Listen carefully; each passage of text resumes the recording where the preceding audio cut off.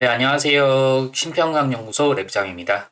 오늘은 여러분들이 많이 궁금하셨을 실손 개혁, 뭐 요새 난리죠. 1월 9일날 뭐 청문회, 토론회 같은 것도 하고 했는데, 그거에 대한 내용을 좀 더 알기 쉽게 여러분들한테 설명하는 시간을 가져보려고 합니다. 지금 이런 내용들 보면 난리예요. 그죠? 실손보험이 있어도 도수치료 본인부담금 90%, 뭐 도수치료가 관리급여가 될 경우에는 뭐 4세대 실손가입자가 내야 될 돈이 뭐 원래 3만 원 정도만 냈는데 4세대 기준으로 10만 원이라고 했을 때 근데 개선이 되면 뭐 8만 1천 원까지 내야 된다.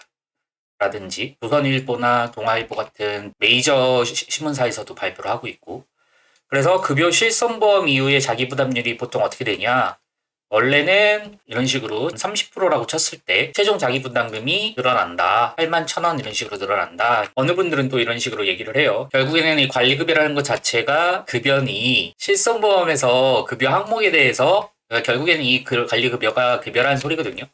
그래서 실손보험에서 이 급여 항목을 지원을 하니까 기존 가입자의 경우에는 공단이 1차로 부담을 하고 실손보험이 2차로 부담을 해서 결국 최종적으로 자기가 내는 부담금이 6에서 12%. 그럼 결국에는 도수치료비가 10만 원이라고 가정을 했을 때 6에서 12만 원 정도만 내면 되는 거 아니냐?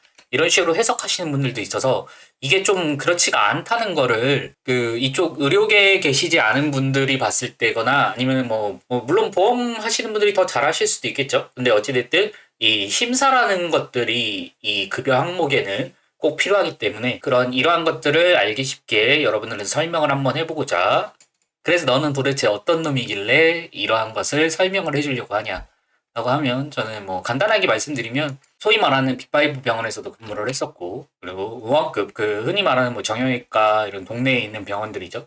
의원급에서도 팀장으로도 그냥 일반 직역에 대한 팀장으로도 근무를 했었고 현재는 병원에서 총괄 관리를 하면서 심사청구라고 하는 이제 환자분들이 부담하는 부분이 있고 공단이 부담하는 부분이 있는데 병원이 환자가 내는 돈으로 먹고 사는 건 아니거든요. 공단이 부담하는 부분을 제대로 병원에서 심평원이라는 곳에 청구를 하는 뭐 궁극적으로는 국민건강보험에 청구를 하는 것이긴 한데 어찌 되었든 뭐 국민보험이 됐든 산재보험이 됐든 자동차 보험이 됐든 심사 청구를 하는 역할을 하고 있고 나아가서 총괄관리자나 심사 청구를 하고 싶어하는 분들한테 심사 청구 교육을 하고 있는 사람입니다.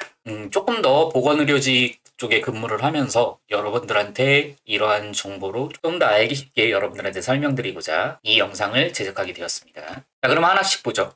자, 도대체 비급여라는 게 뭐길래, 급여라는 게 뭐길래 이렇게 난리냐? 라고 한번 보면은 키포인트만 찍고 갈게요. 모든 내용을 제가 다 커버할 수는 없고요. 자, 지금 진료비 상위 비급여 항목을 보면 도수치료, 체해충격파, 뭐 신경성형술 이런 식으로 나오는데요. 사실 이렇게 비급여 항목들만 놓고 보면 뭐 신경성형술도 비급여긴 한데요.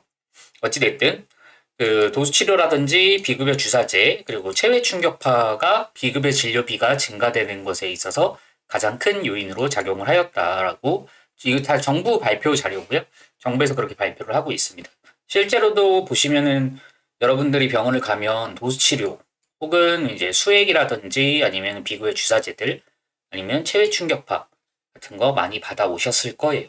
그래서 더 관심을 가지게 되셨겠죠. 이런 부분들을 이제 앞으로 보장하는 범위가 줄어들고 보장액이 줄어든다는 식으로 지금 많이 정부 발표가 나오고 있기 때문에 가장 큰 이슈인 도수치료에 대해서 설명을 드릴 거고요. 그럼 도수치료는 비급여만 있냐? 사실 2004년도 그 정도 됐을 거예요. 2004년도, 2005년도에는 이게 급여 치료였어요. 근데 이게 2005년도 이후부터 비급여 치료로 들어가면서 물론 산재랑 교통사고에는 급여 치료로 남아있긴 한데요. 여러 가지 도수치료를 받는 방법이 있긴 합니다. 뭐 교통사고로 인한 자동차 보험도 그 한 예이긴 하고요. 우리는 사실 급여, 비급여에 대한 개념이 확실치 않기 때문에 여러분들한테 일단 급여, 비급여에 대해서 간단히 설명을 해드리려고 합니다. 급여라는 건 뭐냐면 의사 처방 하에 물론 뭐 비급여도 의사 처방 하이긴 하죠. 치료가 진행되는 것들을 얘기하고 그 중에 일부 본인 부담이 있고 전액 본인 부담이라는 게 있습니다. 일부 본인 부담이라는 건 뭐냐? 본인이 30% 정도 이거는 의원급 뭐 병원급 병원 종류에 따라서 다르고 종별 가산이라는 게 있고 여러 가지 것들이 있는데요.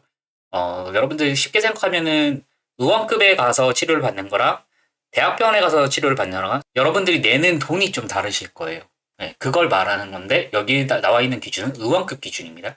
의원급 기준으로 본인 부담금 30%를 본인이 내고 나머지를 공단이 부담해서, 공단이라는 건 국민건강보험공단 이런 거를 얘기하는 건데요.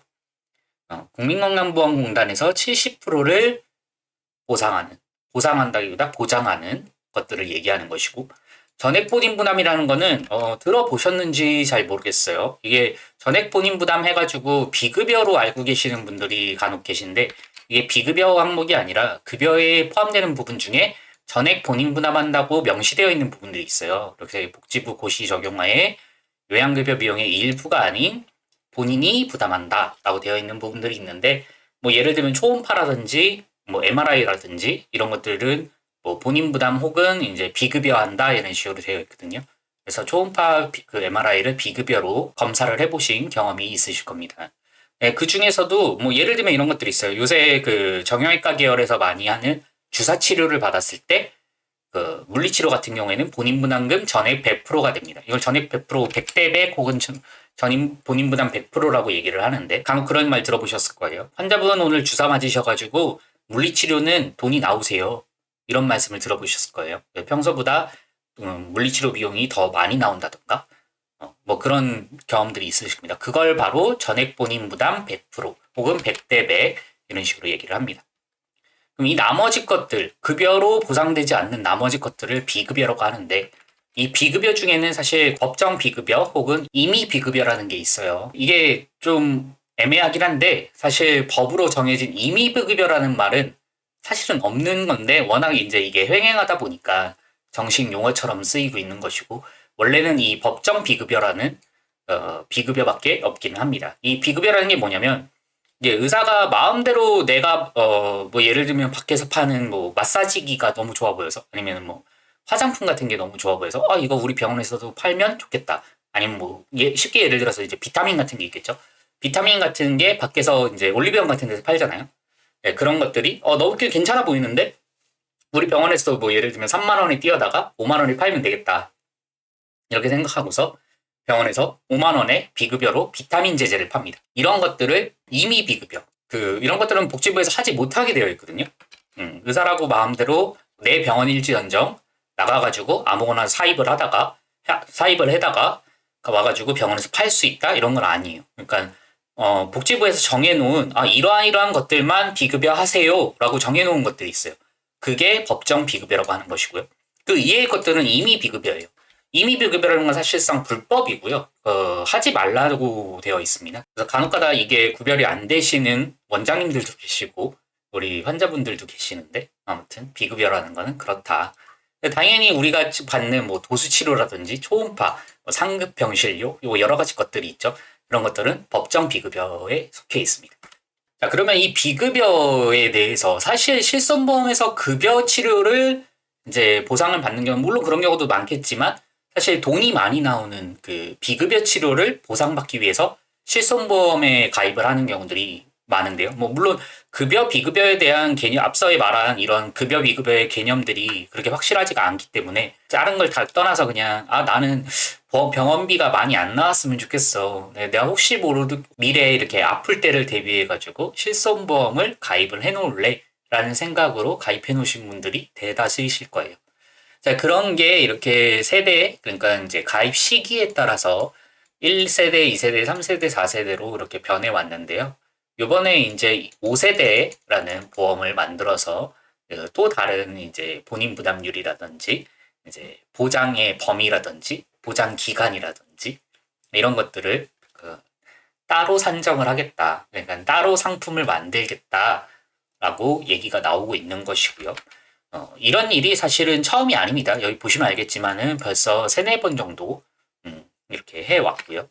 간단하게 말씀을 드리면 사실 자기부담금이 가장 와닿으실 테니까 자기부담금 위주로 말씀을 드리면 9세대, 그러니까 2009년 7월이죠. 그때 이전까지 들으신 분들은 보통은 통원의 경우 1에서 30만 원의 한도, 이거는 사실 거의 비슷해요. 2번은 빵프로, 그러니까 자기부담금이 없다는 소리죠. 통원 같은 경우에는 5,000원에서 10,000원을 제외하고 통원비라고 우리가 얘기를 하고 있어요.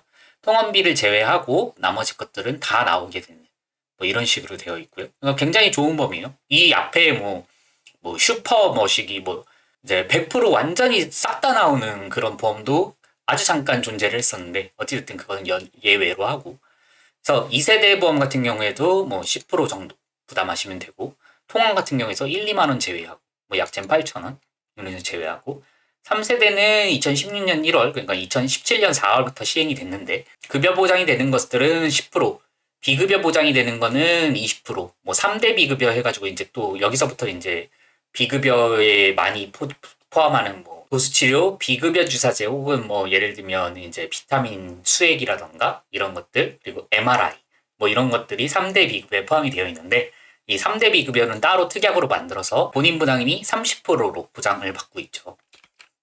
뭐 최근에 나왔던 이제 뭐 최근이라고 해도 조금 이제 몇 년 지났는데, 가장 최근에 나온 보험 같은 경우에 4세대 실손으로 많이 들고 계시는데, 급여가 20% 부담이고 비급여는 30% 부담으로 해서, 예를 들면 이제 사실 여기에는 이제 비급여 최소 3만 원이라는 부담금도 들어가는 있는데, 그러니까 예를 들면 이제 10만 원짜리 도수치료를 받았다고 치면 최소 3만 원을 제하고, 그러니까 뭐 어차피 3만 원에 30%, 10만 원에 30%면은 3만 원이기 때문에 3만 원을 제하고 나면 7만 원을 다시 또 돌려받는, 물론 거기에다가 또 이제 통원비를 1, 2만 원 제하는 경우들은 있겠죠.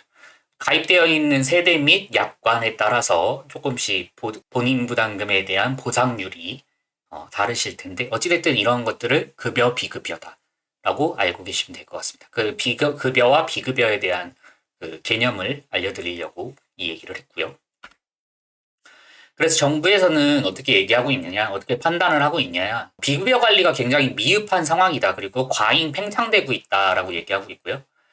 가격, 진료 기준, 사용 여부 등 뭐 시장이 자율결정하게 나누는데, 그러다 보니까 의료기관별 가격 편차가 심하고, 원래는 도수치료 같은 경우에는 자동차 보험이라든지 산재보험으로 그 급여 수가로 나왔을 때는 36,000원 정도면 받을 수 있는 치료가 좀 중간 금액으로는 보통 한 8만 원에서 10만 원 정도 하니까요.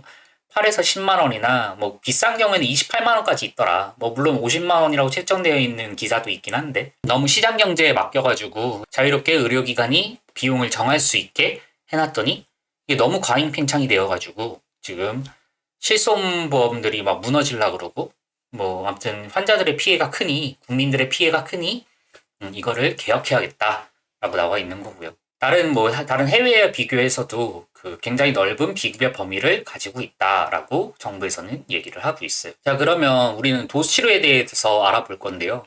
도수치료 같은 경우에 아까 말씀드렸듯이 그 자보산재 보험에서도 지원을 받고 있다고 하는데, 나는 자동차 보험이나 아니면 산재 보험의 혜택, 수혜 혜택이 되는, 예를 들면 자동차 사고가 났다든지 아니면 업무상 재해가 생겨가지고 산재 보험의 수혜를 받는다든지 했을 때에 도수치료에 대해서 나는 급여 혜택을 받은 적이 없는데 도대체 어떻게 했을 때 이걸 받을 수 있는 것이냐라고 하면, 그 산재보험하고 도수치료는 같은 기준을 가지고서 보통은 이제 각 항목에 따라 조금씩은 다른데요.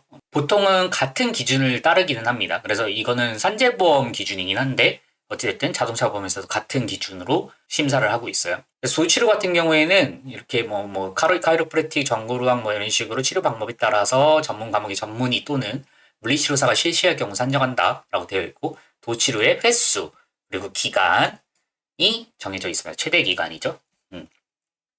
그리고 이 도수치료는 재활학과 의사, 정형외과, 신경외과 전문의가 10분 이상 실시한 경우에 산정할 수 있다. 원래는 의사가 실행을 해야 된다라고 나와 있고, 그럼에도 불구하고 가해 규정에도 불구하고 뭐 이러한 경우에는 의사의 지시 감독하에 물리치료사가 30분 이상 실시한 경우에 산정을 하고 있다라고 되어 있습니다. 그러니까 이럴 경우에 인정이 된다는 거예요. 근데 실제로 이게 인정이 잘 되고 있냐? 잘 인정이 되지 않습니다. 그래서 뭐 이러이러한 이유로 뭐 예를 들면은 교통사고일 경우에는 굉장히 경증에 해당하니, 굉장히 작은 사고에 해당하니, 이러이러한 경우를 따져봤을 때 진료 기록이나 이런 거를 판단했을 때 이거는 인정하기가 쉽지가 않다, 인정이 되지 않는다, 이런 식으로 이야기를 하고 있고요. 그래서 뭐 재활학과, 정형외과, 신경외과에서만 사실 가능한데 이과에서 처방을 내더라도 인정이 되지 않고 있습니다. 사실상 도수치료 수가도 뭐 물론 문제긴 한데, 보통은 이제 8만 원 정도 하는 치료비가 발생을 하는 도수치료를 36,000원에 치료를 해드리려고 하니까, 그 사실 그런 경제적인 그런 것 때문에 수가적인 뭐 사실 병원이 이제 36,000원에 실시를 한다고 해서 그것도 사실상에 다 원가라는 게 있어서 이제 뭐 물리치료사 선생님들의 인센티브를 준다던가 뭐 여러 가지 이제 시설을 굴리는 데 있어의 원가가 있겠죠. 그런 걸 따져봤을 때 사실 36,000원이라는 수가 자체가 병원의 입장에서는 애매한 수가에 들기 때문에 그래서 잘 시행을 안 하는 경우, 그러니까 처방 자체를 안 하는 경우도 있고요. 처방을 한다고 한들 이제 다 삭감이 나서 결국에는 그 인정을 받지 못하는 그런 경우들이 발생을 하고 있습니다. 그게 대다수의 지금 자동차 보험에서의 도수치료의 그 현 상황이고요. 그 더군다나 이제 이게 2024년 4월 최근 기사인데 교통사고 환자의 도수치료 적용 기준이 더 까다로워진다. 기사에서 보이시듯이 이 도수치료를 인정받기가 쉽지가 않습니다. 쉽지가 않고요. 그래서 어찌됐든 이제 정부의 얘기로 돌아와서 우리는 이제 비급여, 급여에 대한 이야기나 도수치료에 대한 얘기는 대충 알겠고, 정부는 도대체 어떠한 얘기를 하고 있냐에 대해서 알아보면, 결국에는 그거거든요. 꼭 필요한 치료는 건강보험에 급여 전환을 해서 급여로 만들어서 급여화시키겠다. 이게 사실 가장 이상적이긴 하죠. 예, 뭐 물론 비용 효과성, 여기서 말하는 비용 효과성이라든지 치료 효과성이나 이런 거를 따져야겠지만 어려운 문제에서 사실 이제 국민건강보험공단의 그 재정을 많이 사용을 하기 때문에 사실 모든 치료를 급여화할 수는 없긴 한데 이게 가장 이상적이긴 하다. 그래서 지금 이거를 급여화 시킬 것이냐? 그건 아니고, 그래서 정부가 말하는 것은 앞에 얘기한 모든 그런 비급여 치료들을 급여화할 것이냐? 이건 또 아니고, 그러니까 이제 급여화하는 데 있어서 여러 가지 프로세스들이 있는데요. 쉽게 말씀드리면 없던 치료를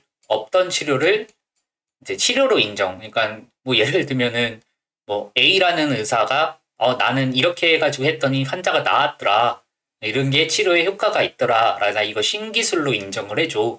이런 식으로 이제 그 네카 보건의료연구원이라는 데에서 나 이런 기술이 있으니까 이걸 신의료기술로 인정을 해줘라고서 이제 허가 신청을 내죠. 허가 신청을 내면 거기서 이제 보건의료연구원이라는 데에서 해당 치료에 대해서 검토를 해서 이거에 신의료기술화가 되었습니다. 라고서 허가를 내줘요. 허가를 내주면 그게 이제 비급여가 되는 것이고요. 이 비급여가 치료가 어느 정도 되다 보면, 그러니까 세월이 좀 흐르고 시기가 흐르고 이제 데이터가 좀 쌓이다 보면 이제 치료 효과성이나 뭐 여러 가지 것들을 고려를 하겠죠. 이런 걸 고려했을 때, 이걸 일반 국민한테 모두한테 적용을 해도 굉장히 이걸 재현성이라고 하는데 어느 환자들한테 하더라도 비슷한 효과가 나고 그 정도로 치료의 효과성이 입증이 되고 비용도 어느 정도 합리적이어야 한다. 합리적으로 만들어야겠다. 뭐 이런 식으로 판단이 서면 이제 이거를 선별급여화를 합니다. 선별급여화라는 걸 해서 급여 체계 안으로 넣고요.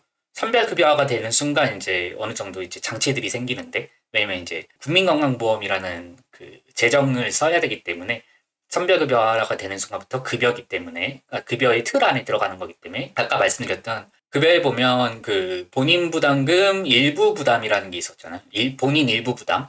본인 일부 부담 안에 이제 선별급여가 들어가는 거죠. 아까는 뭐 30% 이렇게 했었는데 그 가장 그 본인 부담이 적은 거고, 선별급여 같은 경우는 80%, 90%, 뭐 적게는 50%뭐 이런 것도 있긴 한데 어찌됐든 그 어느 정도의 일부를 부담하는 것들을 선별급여라고 합니다.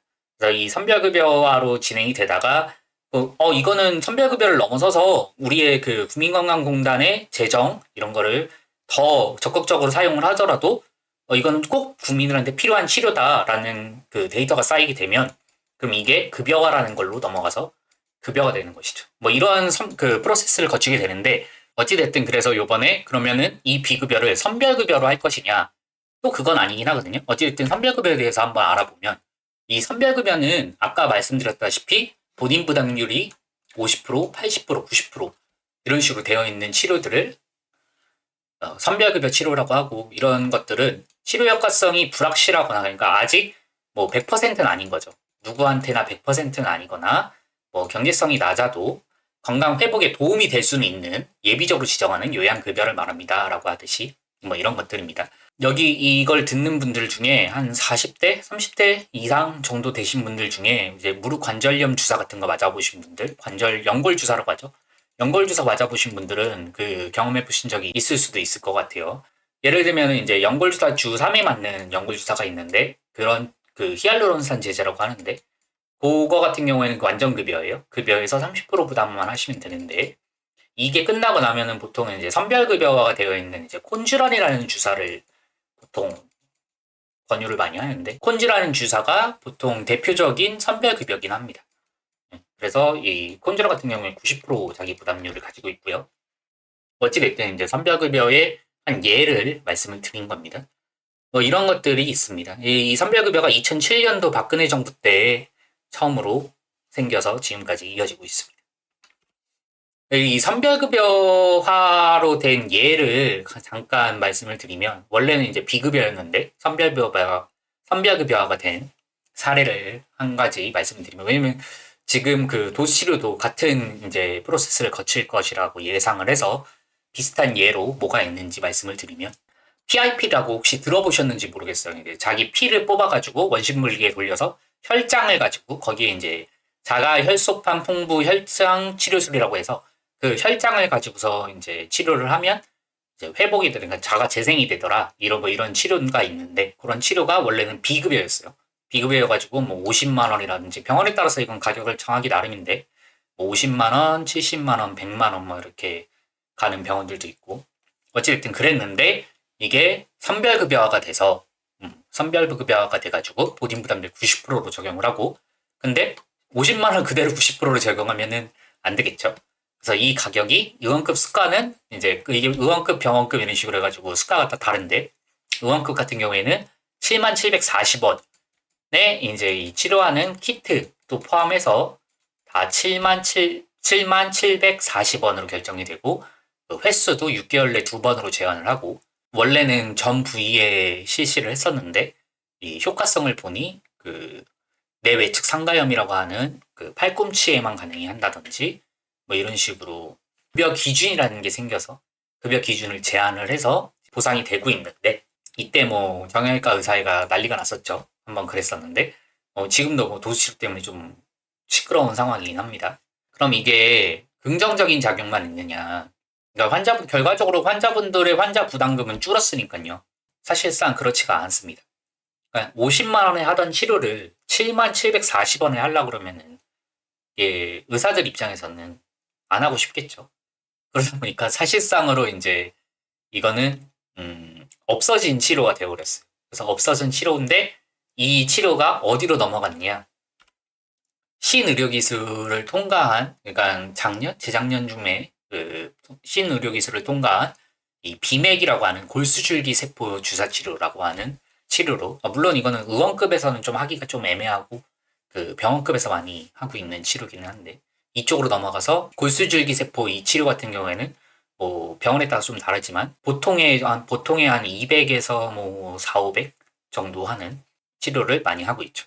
아까 그 PIP 치료는 얼마라고 그랬어요? 한 50만 원? 뭐 20만 원, 싼 데는 20만 원, 뭐 중간 가격이 한 4, 50만 원 정도 하는 치료였는데 뭐 물론 뭐 다른 치료고 효과성도 다르고 뭐 완전히 다르긴 합니다. 뭐 그런데 이제 20만 원의 치료 받을 수 있었던 치료들이 없어진 거죠. 사실상 이제 그 보상을 못 받는 처방이 안 되는 그런 치료로 사실상 이제 없어지는 치료가 돼버린 그런 사례도 있다. 그래서 이게 이런 식으로 다 선별급여화가 되고 이제 정부에서 지금 얘기하는 관리급여화가 된다고 해서 이게 다 모든 환자들한테 긍정적인 작용만을 하는 것은 아니고 이게 풍선 효과로 다른 데에서 또 다른 식으로 그 치료가 이루어지는 뭐 그런 안 좋은 영향도 있다라는 걸 말씀드리기 위해서 말씀드리는 거고요. 어쨌든 그렇습니다. 자, 그래서 이 선별급여라는 데에다가 갖다가 넣으면 되는데 그러면 이 아까 말한 그 도수치료나 이런 앞에 치료들 그 PIP 치료처럼 이런 것들을 선별급여라는 데에다가 산정을 하면 이제 아까 얘기했듯이 급여 기준이라든지 그러니까 어느 환자에게만 실시해라 이런 것들을 관리를 할 수 있으니까 무분별하게 비급여 치료를 하는 그런 것들이 좀 많이 줄 텐데 왜 선별급여에 넣지 않고 관리급여라는 거를 굳이 그때 이렇게 신설을 해가지고 만들어내느냐, 이렇게 혼란을 주느냐라고 제가 이제 해석을 하자면 그 선별급여라는 거는 기존에 계속 있어왔던, 아까 박근혜 정부 때라고 했죠. 2007년도 이후부터 이제 쭉 있었던 보험 항목인데, 그러다 보니까 웬만한 그 보험 약관에서 지금 현재 선별급여는 다 급여 기준에 맞게, 급여 항목에 맞게 보상을 하고 있어요. 근데 이걸 똑같이 선별급여를 해버리면 크게 의미가 없단 말이죠. 이제 기존 가입자들이 이제 1세대, 2세대, 3세대, 4세대 그 기존 가입자들이 계실 테니까. 그러다 보니 이제 관리급여라는 걸 아예 새로 신설을 해서 이거에 대해서 이제 보상하는 거에 대한 기준까지 컨트롤을 해버리면 조금 더 용이하지 않냐, 이러한 판단하에 혹시 관리급여를 만든 게 아닌가라고 저는 해석을 하고 있고요. 어찌됐든 같은 맥락이긴 해요. 선별급여나 관리급여나 같은 맥락이긴 합니다. 비급여일 때 도수치료는 사실 예를 들면 그래요. 어느 통증에나 어디가 뭐 근육통이 있다든지, 아니면 뭐 쉽게 얘기하면 담이 걸렸다든지, 그냥 아픈 거죠. 아프면 다 할 수 있었어요. 어느 의사나. 그러니까 예를 들면 그래서 뭐 요새 보면은 막 흔히 얘기하는 일반의 선생님들이나 아니면 가정의학과 선생님들이나 이런 정형외과 쪽을 전공하지 않은 원장님들이 개원을 해가지고 도수치료나 이런 쪽으로 그 특화되어가지고 병원을 개원을 하시는 그런 분들도 나오고 있는데, 어찌됐든 이런 식으로 자유로웠다. 뭐 가격도 마찬가지고요. 의사의 판단하에 그냥 비급여로 처방을 내면 도수치료가 누구한테나 가능하였다. 그러다 보니까 이게 비급여 과잉이 된 건데, 그래서 이거를 관리급여라는 걸로 안으로 끌어들이면 어떻게 되냐. 적응증이라고 하는 것과 뭐 흔히 말하는 이제 상병 코드라는 것들이 있겠죠.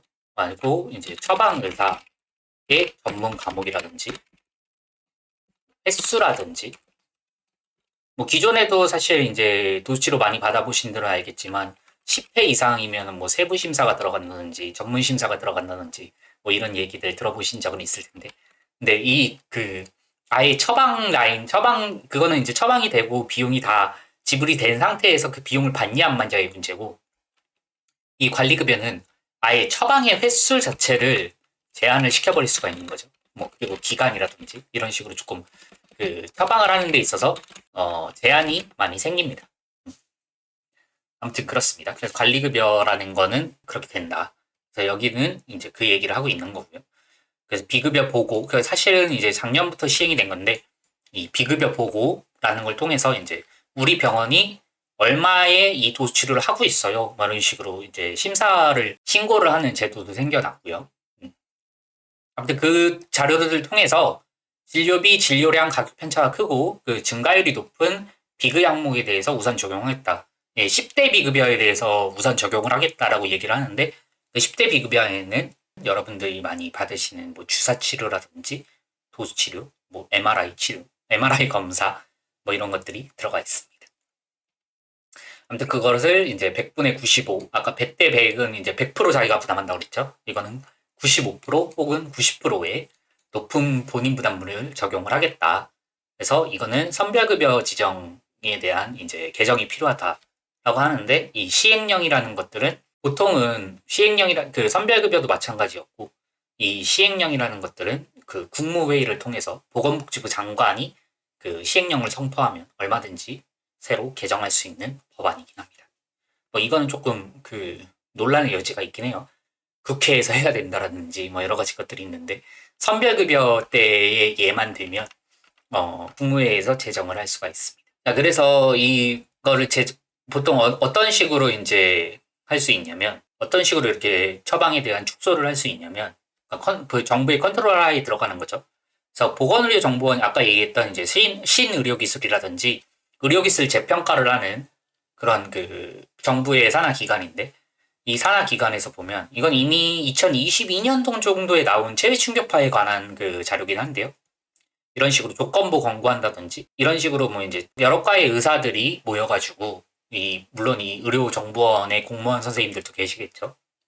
그런 분들이 이런 자료들을 가지고서 이제 평가를 합니다. 평가를 해가지고, 이것은 이제 해도 좋아, 아니면 이거는 조금 효과성이나 이런 게 좀 불충분해. 조건부 권고함, 뭐 불충분 이런 식으로 그 평가를 해가지고 보고서를 내는데요. 아마 2022년도일 거예요. 체외 충격파 같은 경우에는 이러한 병증에는 조건부 권고하고 이러한 병증들에는 이제 불충분하니 치료를 권고할 수는 없겠다. 그러니까 근거가 명확하지 않다. 뭐 이런 식으로 결론을 낸 자료가 있는데 아마 도수치료도 이미 이렇게 평가가 됐는데 이 조금 시끄러운 이런 상황들 때문에 아직 발표를 하지 않고 있다고 들었어요. 그래서 이미 도수치료도 이렇게 다 평가를 해놓았고 그래서 그러한 기준들을 바탕으로 아마 그 선별급여나 아니면 이제 관리급여가 됐을 때 관리급여의 그 급여 기준이라든지 아까 그 자동차 보험처럼 어떠한 병에 어떠한 횟수로 이런 식으로 해라. 그러니까 단순 뭐 영자라든지 그냥 나 병원에 가가지고 그냥 아파요 정도로는 못하게끔 장치를 다 걸 수가 있겠죠. 뭐 그런 식으로 진행할 예정으로 보입니다. 그래서 이게 이제 한 번으로 끝나는 게 아니라 아까 말했던 의료기술 재평가 같은 걸 통해서 비급여를 재평가하고 만약에 이제 근거가 없을 경우에는 퇴출까지 하겠다라는 걸 얘기를 하고 있는 거고요. 그리고 현재로서는 이런 비급여 코드라든지 뭐 이런 것들을 병원들이 하고 싶은 대로 그냥 부르고 아니면 만들어가지고 처방을 내고 있었어요. 뭐 예를 들면 이제 티옥트산이라는 성분의 주사가 있는데 그거를 이제 신데렐라 주사로 표기를 한다든지 뭐 아이언주라든지 뭐 아이언맨 주사라든지 막 이런 여러 것들이 막 이렇게 있죠. 그런 것들을 다 표준화를 시켜가지고 그 병원들한테 보고를 받고 그거를 모니터링을 강화를 하겠다 이런 얘기를 하고 있는 거고요. 그걸 정부에서만 알고 있는 게 아니라 일반 국민들한테 공개를 해서 이러한 사이트를 만들어서 급여를 정부를 공개를 해서 환자가 선택할 수 있게 선택권을 강화를 하겠다라는 얘기를 하고 있는 거고요. 아무튼 그래가지고 지금 이제 그 보건복지부 쪽에 이제 관리급여화를 시켜가지고 새로 이 비급여 항목이었던 것들을 이런 식으로 관리를 하겠다라는 얘기를 들어본 거고요. 그러면 이 관리급여가 되긴 되는데 이 관리급여라는 거 그러면 실손보험으로 원래 보장을 다 받던 것들인데 비급여로서 이거를 기존과 같이 보장을 받을 수 있느냐라고 하는 거는 사실 금융위원회의 그 보험이라는 거는 금융위원회가 관리를 하는데 그래서 그 금융위원회가 발표했던 자료를 가지고서 그 실손보험에 대해서 얘기를 잠깐 해보겠습니다.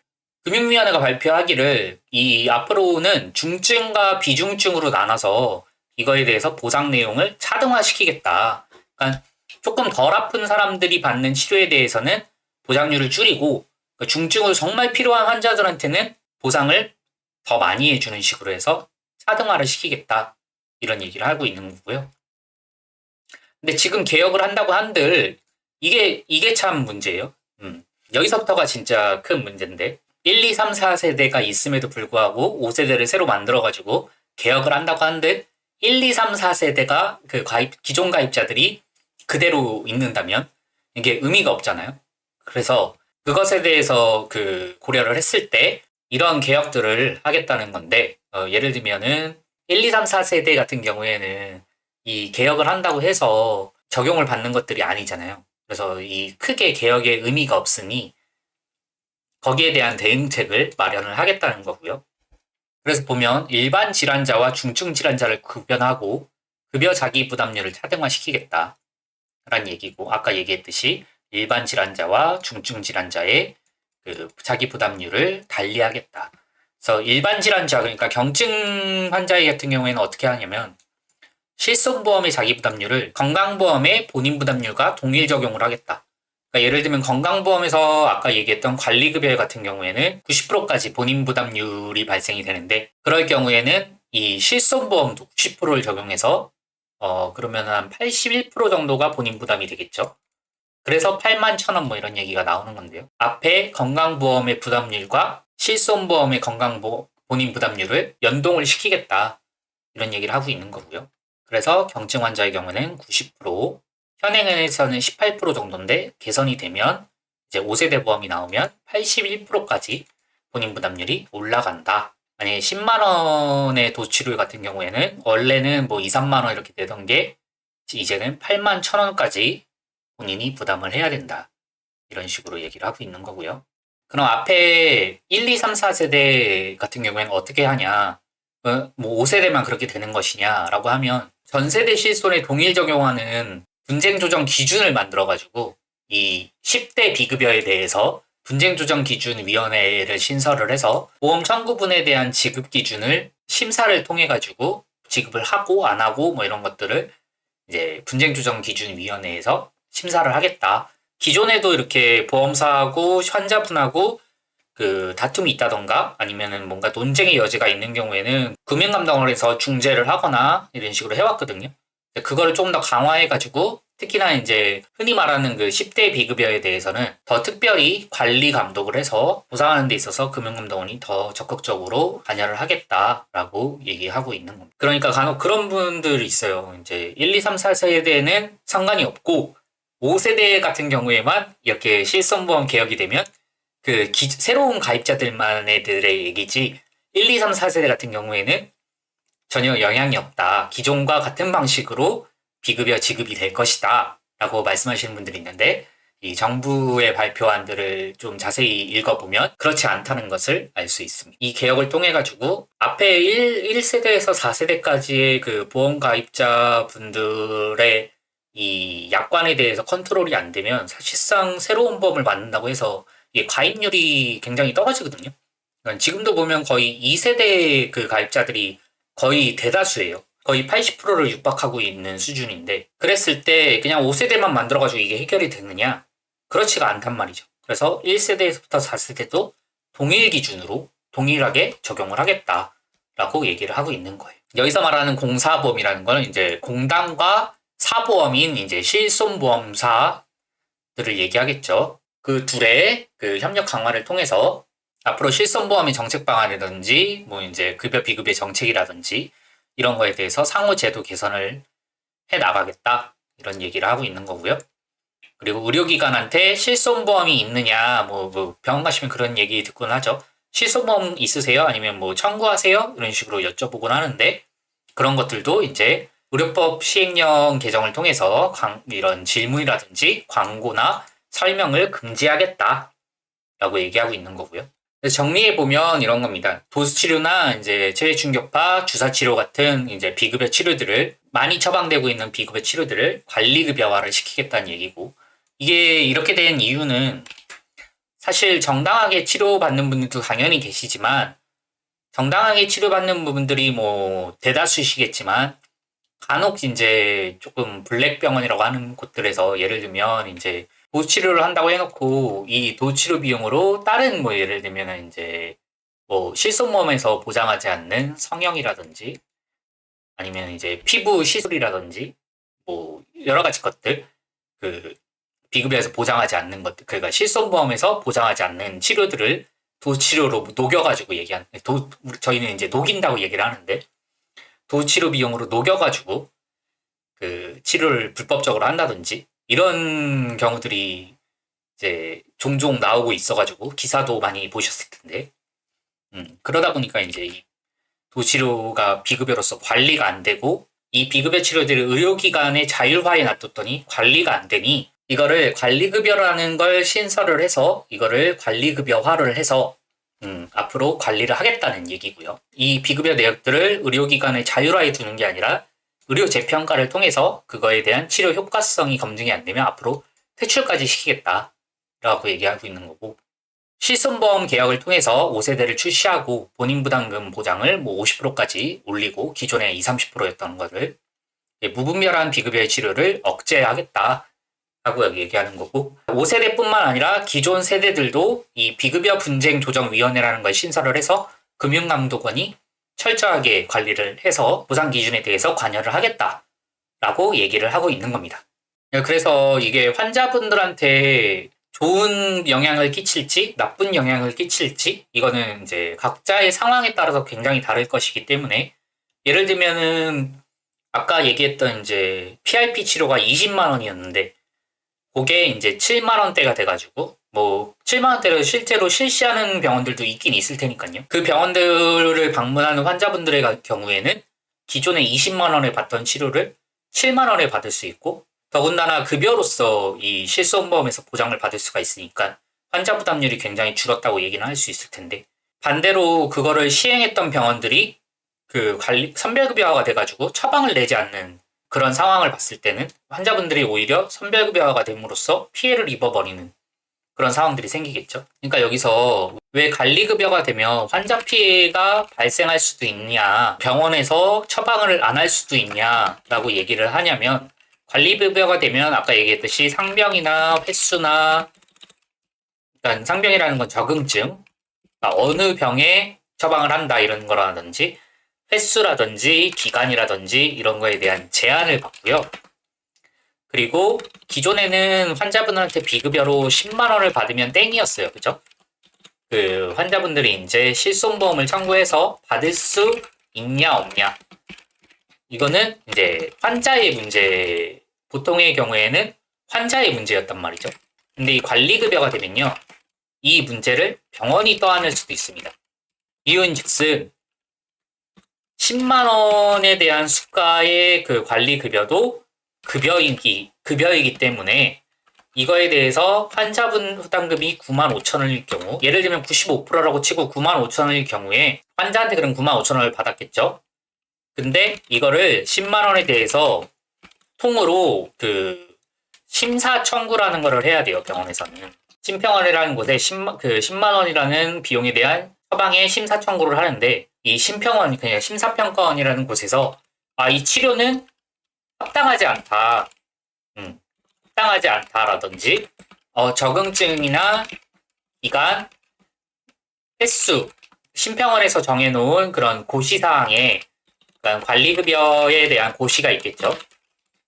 고시사항에 적당하게 맞지 않는 그런 치료를 하였다라고서 삭감 혹은 조정이 내려오면 이 환자 부담금, 그러니까 아까 말했던 9만 5천 원에 대해서도 병원이 환자에게 돌려주어야 합니다. 이게 관리급여라는 것뿐만 아니라 지금 병원들이 하고 있는 그 급여치료 같은 경우에는 다 이런 프로세스를 거쳐요. 그래서 간혹 이제 연말이나 연초에 보면은 본인 부담금 환급 신청해가지고 국민건강보험에서 공문이 날라오거나 이제 우편이 날라오시는 경우들이 있으실 거예요. 그게 이 경우에 해당하거든요. 그러니까 병원이 본인 부담금을 부당하게 환자분한테 부담하게 했으니 이거에 대해서 우리가 환수했으니까 이거 환급 받으세요 라고 하는 거예요.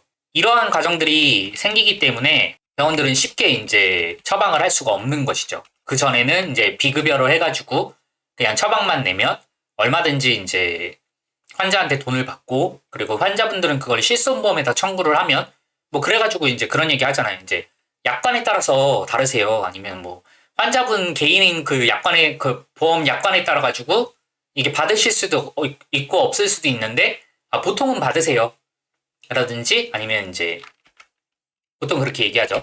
실손보험 적용이 가능하다라고 얘기하지 실손보험이 된다 이렇게 얘기 안 하지 않는 이유가, 병원들은 이제 거기에 그 책임에 대해서 좀 회피하고 싶은 마음들이 당연히 있기 때문에, 물론 간혹 어떤 병원들은 이제 실손보험 무조건 되시니까 치료 받으세요 이렇게 하는 경우도 있겠죠. 어쨌든 그건 병원에 따라 다른 거고, 아무튼 이러한 것들이 생기기 때문에 병원이 좀 소극적으로 앞으로는 처방을 할 수밖에 없다라는 걸 얘기하는 거고요. 환자분들은 그것으로 인해서 좀 피해를 입으실 수도, 처방이 그러니까 기존에 받던 치료를 못 받게 되는 상황이 생기니까 좀 피해라면 피해가 있을 수도 있다라는 얘기를 하고 있는 거고요. 그런 얘기 많이 요새 들으셨겠지만 그러면 그 도수 치료하고 체해 충격파 하던 선생님들이 분명히 예를 들면 한 달에 100건 이렇게 하던 게 건수가 많이 줄어들 텐데, 치료 처방이 줄어드니까 그럼 그분들은 다 어디로 가냐 이런 얘기가 나오고 있거든요. 그래서 실제로 물리치료사 선생님들이 지금 굉장히 좀 힘드세요. 그래서 이런 청원도 내시고 하세요. 그래서 뭐 관심 있으시면은 여러분들도 여기 청원에 동참해 주시면 물리치료사 선생님들한테 큰 힘이 될 것 같습니다. 지금까지 심평의학연구소 랩장이었고요. 여러분한테 앞으로 이렇게 어려운 이제 의학적인 것들이라든지 일반 국민으로서 이해하기 조금 어려운 의학 기사라든지 아니면 의학 정책 같은 거, 보건의료 정책 같은 거, 그런 것들을 쉽게 풀어서 설명해 드릴 수 있게 앞으로도 준비를 해볼 것이고요. 여러분들한테 도움이 되셨으면 좋겠습니다. 감사합니다.